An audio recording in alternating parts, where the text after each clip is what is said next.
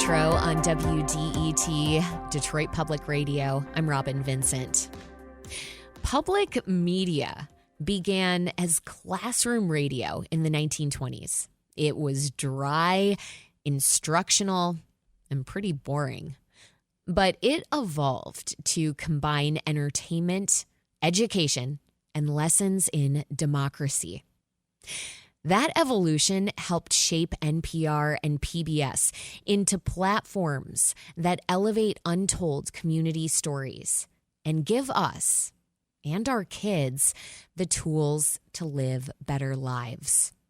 Here's Mr. Rogers testifying before Congress back in 1994. I give an expression of care every day to each child to help him realize that he is unique. I end the program by saying, you've made this day a special day by just your being you. There's no person in the whole world like you, and I like you just the way you are.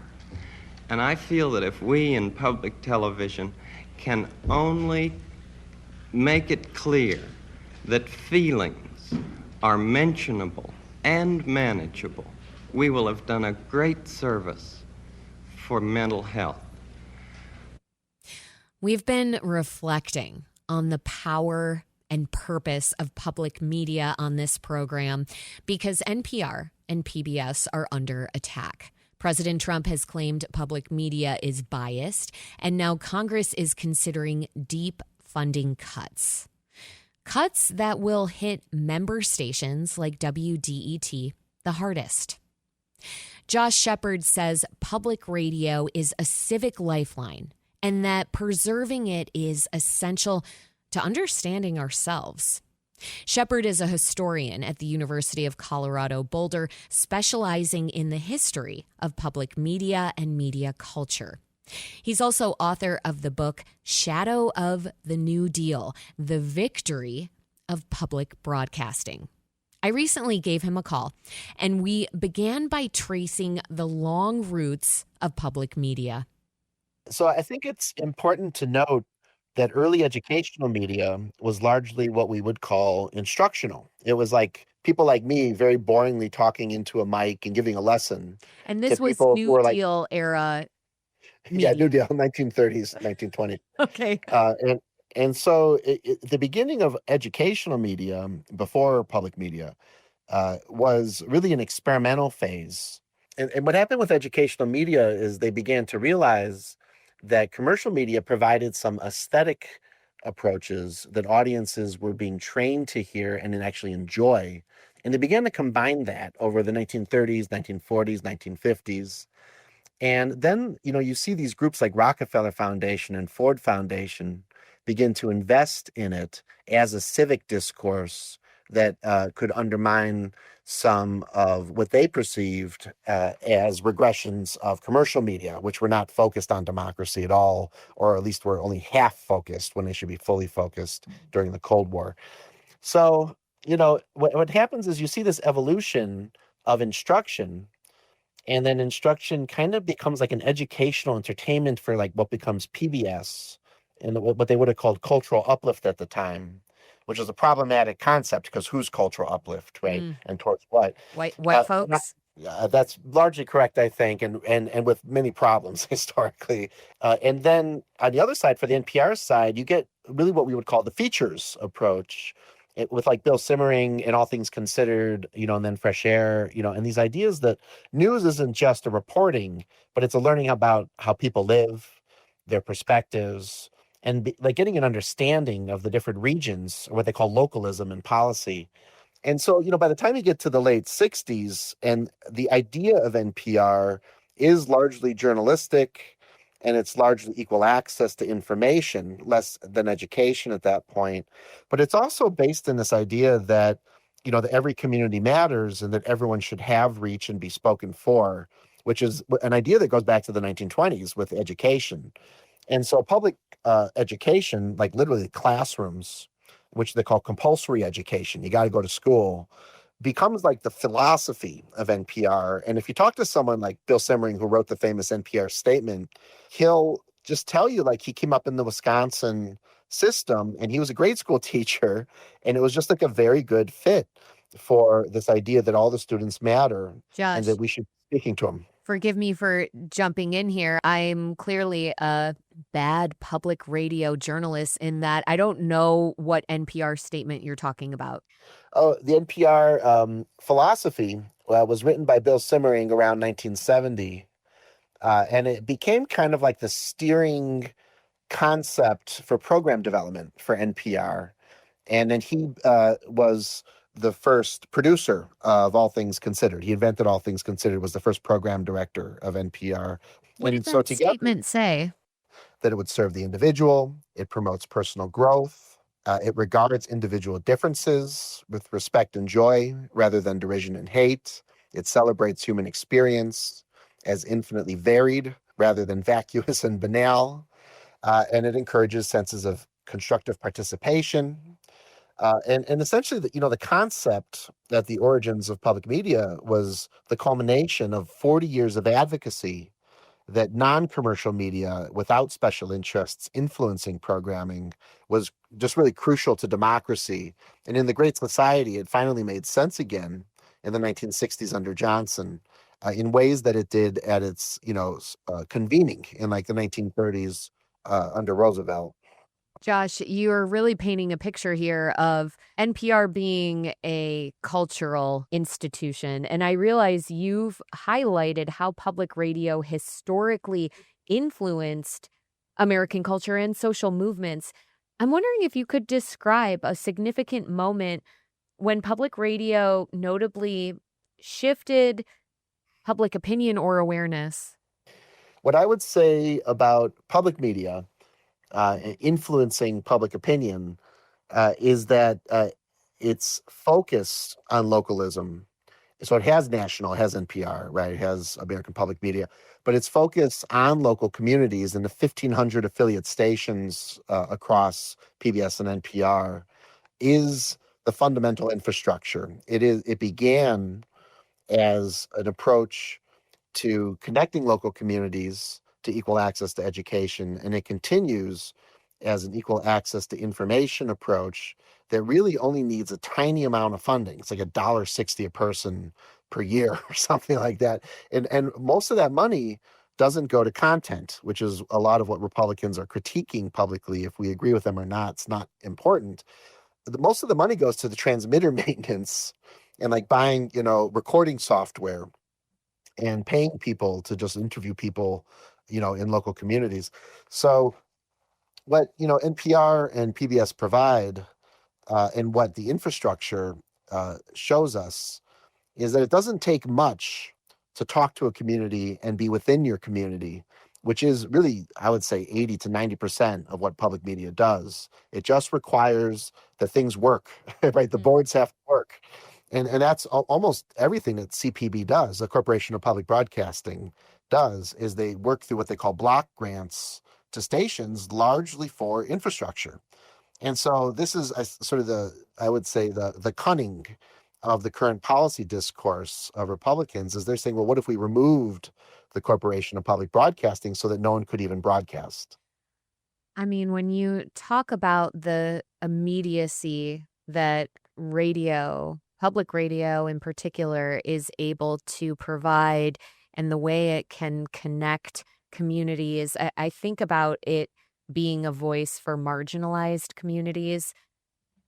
I'm wondering if you can think about an impactful example of NPR reaching overlooked audiences, or maybe it's, local stations, and why federal funding is crucial to maintaining that role. Because we do know that the loss of federal funding is not necessarily going to hurt NPR's national reporting. It will hurt its wide network of member stations like WDET and the capacity for us to do reporting that speaks to what's happening on the ground in very local communities.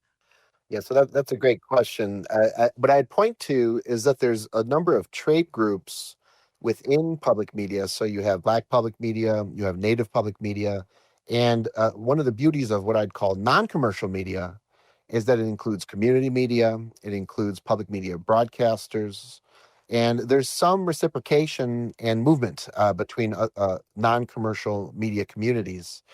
And for example, on reservations and First Nations communities, that is the community station, and it's funded in part for, once again, infrastructure by block grants from CPB when it's available. And then there's reporting, I think, in a lot of community centers, the local journalism aspects.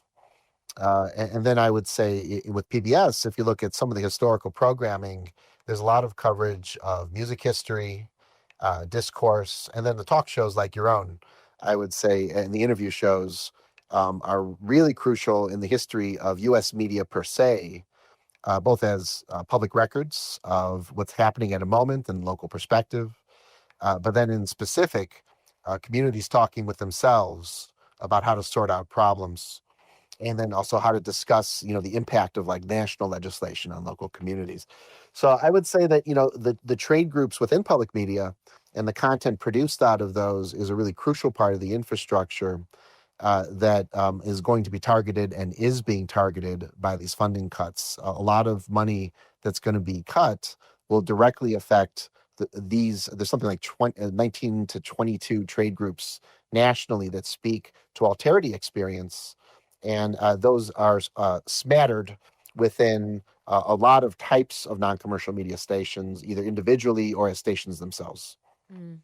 And Josh, I appreciate you acknowledging what we're trying to do here on the Metro, which is elevate community voices as often and as much as we can. And the idea of losing some of those voices, it does have considerable impact on our accessibility to information and to different perspectives, and it has the potential to hurt democracy in different ways. I realize that the history of all of this, of public media, is something you specialize in, and you actively lead the Radio Preservation Task Force with the Library of Congress. Why is preserving public radio history important, especially right now? Really, talk shows, journalism, just community broadcasting, public media, these are evidence and documentary experience that are not always covered in what we call paper trails as historians. So you have like newspapers or magazines, right? You have a huge gatekeeping function in print historically. If you go back to civil rights, if you go back to LGBTQ organizing in the 1970s, sometimes these histories were not chronicled appropriately by mass media or pejoratively. So it was very opinionated against these movements. But we have like radio programs in which there's community organizing happening at the time that give us direct insight into the thinking, experiences, and suppressed voices of U.S. history. And so what the task force is not exclusively focused on those experiences. However, as historians, we love it when we can essentially fill in gaps with sound where the paper trails end. So it's a more holistic approach to understanding U.S. history and every experience to include sound because of the types of programs that radio produced, such as talk shows and journalism, like I mentioned before. And so a lot of the work is logistical and includes all ideological standpoints. Like all parts of U.S. history are important. But really crucially is these local histories and justice histories have not received due recognition within like official records a lot of the time. And so we try to recover all the voices by organizing and by just simply producing, a canon of voices that didn't exist previously within archives and libraries. From your perch, tell me, how important is the role of public radio when we consider the broader media ecosystem? How important is it to access to information and to shielding democracy? So I think it's quite crucial. I would say the history of public media has not always met its standards. So there's, I would say, a lot of racial exclusivity in the 1970s and 80s. It was not appropriately diverse, even by its own mission statement. And on the other hand, it was covering experiences that other media was not covering. I would say it's evolved quite a bit, and really, you have like Code Switch and programs like this that have become the most prominent programs over the last number of years nationally.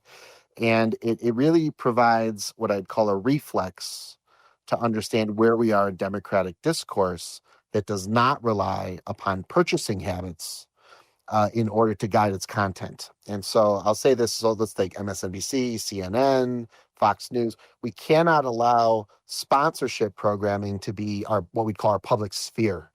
Our civil society cannot be based upon opinion and private interests alone that can simply afford more access when other people can't afford it. So public media is quite crucial. Community media is quite crucial. And honestly, without it, we're not getting our full stories of our own communities. So it doesn't matter what someone's ideological standpoint is. It could be very conservative, it could be rural, it could be urban, it could be to the liberal or to the left. But public media is the only one that's actually going to try to cover these things and provide those voices in ways that are palatable to each of those groups. Josh Shepperd is a historian specializing in public media at the University of Colorado Boulder. His book is Shadow of the New Deal: The Victory of Public Broadcasting. The Senate's deadline to vote on President Trump's rescission package is July 18th. If passed, it would eliminate $1.1 billion of funding to the Corporation for Public Broadcasting, which provides essential funds to public radio and public television. That includes WDET. About 6% of our annual budget comes from the CPB.